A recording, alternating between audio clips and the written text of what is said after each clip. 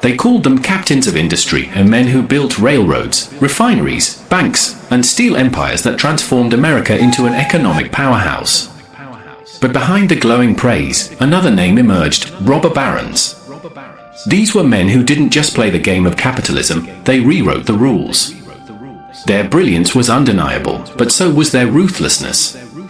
While they left behind skyscrapers, universities, and fortunes still shaping the world today, they also crushed competitors, manipulated governments, and exploited workers on a scale that shocked even their contemporaries. Imagine an America in the late 1800s, smokestacks filling the sky, railroads slicing across the land, millions of immigrants pouring into cities in search of work. In this crucible of opportunity and chaos, men like John D. Rockefeller, J.P. Morgan, Andrew Carnegie, and Cornelius Vanderbilt seized power. They didn't just build businesses, they built dynasties. Each of them came from modest beginnings, yet rose to command fortunes larger than entire nations. But how they achieved that wealth remains a story of controversy. Rockefeller mastered the oil industry by eliminating rivals through intimidation and secret deals. Vanderbilt used ruthless tactics to dominate the railroads, earning the nickname the Commodore. Carnegie revolutionized steel but paid workers starvation wages, leading to violent strikes. And Morgan, the ultimate banker, manipulated markets and governments alike, controlling the flow of money itself. Together, they didn't just shape Wall Street, they were Wall Street. To some, these men were visionaries who fueled America's growth. To others, they were predators who devoured opportunity and left only scraps for the rest of society. Their legacy is the foundation of modern capitalism, brilliant, brutal, and still controversial. In this episode, we peel back the curtain on the robber barons, the billionaires before billionaires, whose dark history reveals the price of unimaginable wealth. John D. Rockefeller began with almost nothing, a bookkeeper's son raised in modest conditions in upstate New York. From an early age, he displayed two qualities that would define his empire: obsession with numbers and an unshakable belief in discipline. At just 16, he took his first job as a clerk, carefully recording every penny he earned and spent. He kept this practice for his entire life, tracking his fortune down to the last cent. But it wasn't bookkeeping alone that made him powerful, it was his ability to spot opportunity where others saw chaos. In the 1860s, as oil fever gripped Pennsylvania, small refineries sprang up everywhere. Most were sloppy, inefficient, and unstable. Rockefeller saw the waste, the disorder, and he saw profit in bringing order. He founded Standard Oil in 1870, and within just a decade, he controlled more than 90% of America's oil refining. His tactics were as brilliant as they were ruthless. He negotiated secret deals with railroads to get lower shipping rates, then used those savings to undercut competitors until they went bankrupt. If rivals refused to sell, he crushed them with price wars.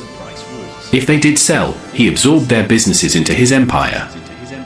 Soon, kerosene refined by Standard Oil was lighting homes across the nation. The poor could finally afford lamps, and Rockefeller insisted he was serving humanity. But the cost of that service was steep, competitors ruined, markets manipulated, and an empire so dominant that it terrified the public. Cartoons of the time depicted Standard Oil as a monstrous octopus, its tentacles wrapped around Congress, railroads, and the globe. Rockefeller was both admired and feared, the living embodiment of unchecked corporate power. To his followers, Rockefeller was a genius who turned a volatile industry into stability. To his critics, he was the ultimate robber baron, a man who believed monopoly was not theft, but destiny. And in his shadow, the very definition of American capitalism was rewritten. Before Wall Street had Rockefeller and Morgan, it had Cornelius Vanderbilt, the man who quite literally moved America. Born in 1794 to a poor Staten Island family, Vanderbilt started with a single small boat ferrying passengers between islands. He was known as a Commodore, a nickname that stuck for life, and it was from the water that he built his first fortune. By the mid-1800s, he controlled a fleet of steamboats that dominated American rivers and coastal routes. But Vanderbilt wasn't content with boats, he had his eyes on something bigger, something faster: railroads. By the 1860s, Vanderbilt had sold his steamship empire and poured his wealth into railroads, the arteries of a rapidly industrializing nation. He bought up struggling rail lines and merged them into massive systems, creating the backbone of modern American transportation. The New York Central Railroad became his crown jewel, connecting New York City to Chicago and beyond. For passengers and freight alike, Vanderbilt's lines offered speed, scale, and power unseen before. But Vanderbilt's empire was not built on kindness. He was notorious for his cutthroat tactics. If a rival dared compete, he would slash fares so low they bled money, knowing he could afford losses while they couldn't. Once rivals collapsed, he bought their railroads at bargain prices. He was so ruthless that he once said, "What do I care about the law? Hain't I got the power?" A line that perfectly captured the arrogance of the robber barons. Yet Vanderbilt also left a mark beyond profit. He invested in infrastructure that knitted America together and gave millions access to faster, cheaper travel. He also donated to education, funding what would become Vanderbilt University. Still, his story is a stark reminder. His generosity came only after decades of merciless domination. To the poor and the working class, he was no hero. To the elite, he was a model of bold ambition. Like the iron tracks his trains ran on, Vanderbilt carved a path of progress lined with both opportunity and exploitation. Andrew Carnegie's story is often celebrated as the ultimate rags-to-riches tale of the Gilded Age. Born in 1835 in a one-room cottage in Dunfermline, Scotland, Carnegie immigrated to America with his impoverished family at the age of 13. Like many immigrants, he began at the very bottom, working in a cotton factory for $1.20 a week. Yet unlike most, Carnegie possessed an insatiable drive and a sharp mind. He quickly moved from factory work to telegraph operator, and by his 20s, he was climbing the ranks of the Pennsylvania Railroad. It was here he learned a crucial lesson: control the infrastructure, and you control the future. Carnegie bet on steel, a product that, at the time, was expensive and difficult to produce. But new technology, like the Bessemer process, changed everything. Steel could now be made faster, cheaper, and stronger. Carnegie seized this opportunity with ruthless efficiency. He built massive steel plants in Pittsburgh, adopting the latest technology and reinvesting every dollar into expansion. By the 1890s, Carnegie Steel was producing more steel than all of Great Britain, fueling America's skyscrapers, bridges, and railroads. Yet behind the gleaming towers built with his steel was a darker story. Carnegie paid his workers poverty wages and demanded long, brutal hours in unsafe conditions. The infamous Homestead Strike of 1892 exposed this cruelty. When steelworkers demanded better pay and hours, Carnegie's plant managers responded with armed guards. The result was a violent clash that left several workers dead. While Carnegie was vacationing in Scotland, his empire was soaked in blood. Later in life, Carnegie reinvented himself as a philanthropist, giving away much of his fortune to build libraries, schools, and foundations. He wrote, "The man who dies rich, dies disgraced." To many, this made him a saint of charity. But to the workers who suffered under his reign, his generosity came too late. Carnegie embodied the paradox of the robber barons, a man who gave the world progress while taking everything from those who built it. If Rockefeller controlled oil, Vanderbilt the railroads, and Carnegie the steel, then J.P. Morgan controlled money itself. Born in 1837 into a wealthy banking family, John Pierpont Morgan was not a self-made man like the others, but he perfected something even more powerful than production: finance. He didn't need to own every factory or railroad, he only needed to control the flow of capital that kept them alive. Morgan was a towering figure both physically and financially. With his piercing eyes and famously bulbous nose, he was instantly recognizable. His presence in a room could calm or terrify businessmen and politicians alike. He specialized in reorganizing failing companies, a practice called Morganization. He would swoop in, restructure debts, fire weak managers, and impose strict discipline. But Morgan didn't do this out of charity, he always ensured he walked away with control and profit. By the late 1800s, Morgan was so powerful that he could manipulate markets with a single decision. He consolidated railroads, stabilized banks, and most famously, bought out Carnegie Steel for $480 million in 1901, creating U.S. Steel, the first billion-dollar corporation in history. But his influence didn't stop with business. During the financial panic of 1907, when the US government was powerless to stabilize the economy, it was Morgan who summoned the nation's top bankers to his library. There, behind locked doors, he dictated terms that saved Wall Street from collapse. In effect, one man had done the job of a central bank, a role so vital that it later inspired the creation of the Federal Reserve. To some, Morgan was the ultimate stabilizer, a man who saved capitalism from its own chaos. To others, he was a dictator in a velvet suit, proof that America had become a nation ruled not by elected officials but by billionaires. His shadow stretched across Wall Street, making him less a businessman and more a monarch of money. Behind every fortune of the robber baron stood millions of workers whose lives told a very different story. While Rockefeller, Carnegie, Vanderbilt, and Morgan lived in gilded mansions and enjoyed the luxuries of European aristocrats, their workers toiled in brutal conditions. Factories ran day and night, demanding 12 to 16-hour shifts for wages so low that entire families, including children, had to work just to survive. Industrial accidents were common, steel workers lost limbs to machinery, railroad workers were crushed under trains, and oil workers risked explosions every day. There were no safety nets, no benefits, no laws to protect them. As resentment grew, strikes erupted across the country. One of the most violent was the Great Railroad Strike of 1877, sparked by wage cuts during an economic depression.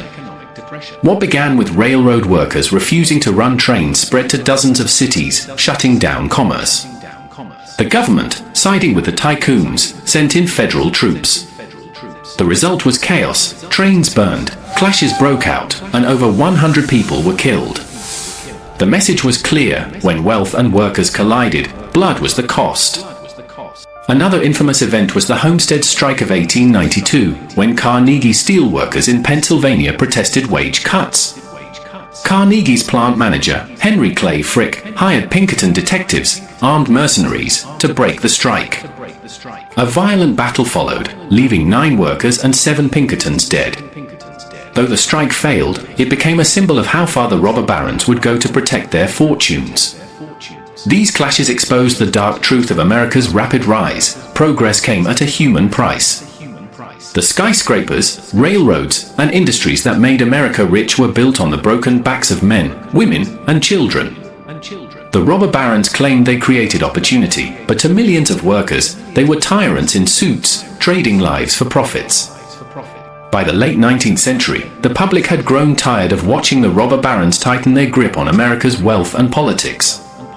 Farmers complained of being strangled by railroad monopolies, small businesses were crushed under Standard Oil's dominance, and workers faced endless exploitation.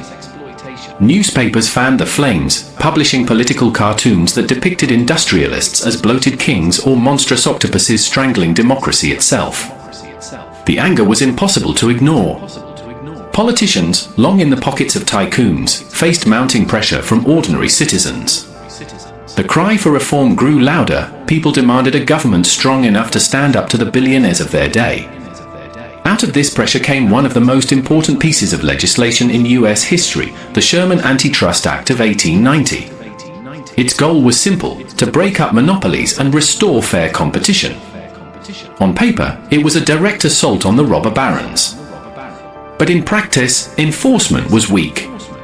Standard Oil, for example, continued its dominance for 2 more decades before finally being broken up in 1911. Still, the act marked the beginning of America's attempt to regulate corporate giants. It was the first crack in the armor of unchecked capitalism. The public also found champions in reformers and journalists known as muckrakers. Writers like Ida Tarbell exposed Rockefeller's ruthless business practices in painstaking detail, turning public opinion sharply against him. Her work not only humiliated Rockefeller but also gave momentum to the antitrust movement. For the first time, the robber barons were forced to face consequences. Though their empires were vast, they were no longer untouchable. The balance of power began to shift, slowly, painfully, toward laws meant to protect society from being devoured by its wealthiest men. The Gilded Age had revealed the dangers of unregulated capitalism, and America was beginning to fight back.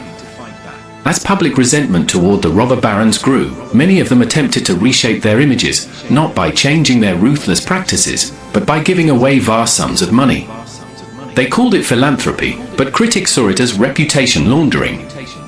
Andrew Carnegie led the way with his famous Gospel of Wealth, an essay declaring that the rich had a moral duty to use their fortunes for the public good. He funded thousands of libraries, schools, and cultural institutions. By the time of his death, Carnegie had given away over $350 million, nearly 90% of his fortune. John D. Rockefeller followed suit. Once despised as the most ruthless monopolist in America, he spent his later years donating to medical research, universities, and churches. His foundations funded breakthroughs that shaped modern science and public health, from eradicating diseases to establishing the University of Chicago. To admirers, these acts transformed Rockefeller into a saint of generosity. To his critics, they were little more than attempts to buy forgiveness with the same money wrung from broken competitors and underpaid workers. J.P. Morgan, while not as public about philanthropy, funded museums, libraries, and cultural treasures, amassing collections that enriched America's artistic heritage. Vanderbilt, too, left behind a lasting legacy with Vanderbilt University. Their names became immortalized not just in business, but in education and culture. Yet beneath the polished surface of philanthropy lay an uncomfortable truth. These men gave away money only after securing empires built on ruthless exploitation. Their charity didn't erase the strikes, the monopolies, or the countless workers who suffered. Instead, it cemented their place in history as both oppressors and benefactors, men whose fortunes reshaped society in ways both dark and bright. Philanthropy softened their public images, but it never erased the shadows of how that wealth was made. To this day, the debate continues: were the robber barons visionaries who uplifted humanity, or predators who tried to buy redemption? Perhaps the answer lies somewhere in between. The robber barons didn't just build fortunes, they built the foundation of modern capitalism. Their influence extended far beyond the 19th century, shaping the way businesses, governments, and even ordinary people interact with money today. Corporations like Standard Oil, US Steel, and the great railroads pioneered models of consolidation, vertical integration, and monopoly power that still echo in the strategies of modern giants like Amazon, Google, and Facebook.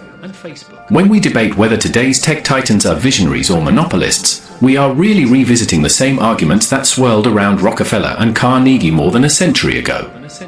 Politically, their dominance led to the birth of stronger federal regulation. The Sherman Antitrust Act, followed by the creation of the Federal Reserve in 1913, came directly from the fear that one man like Morgan could control the entire economy.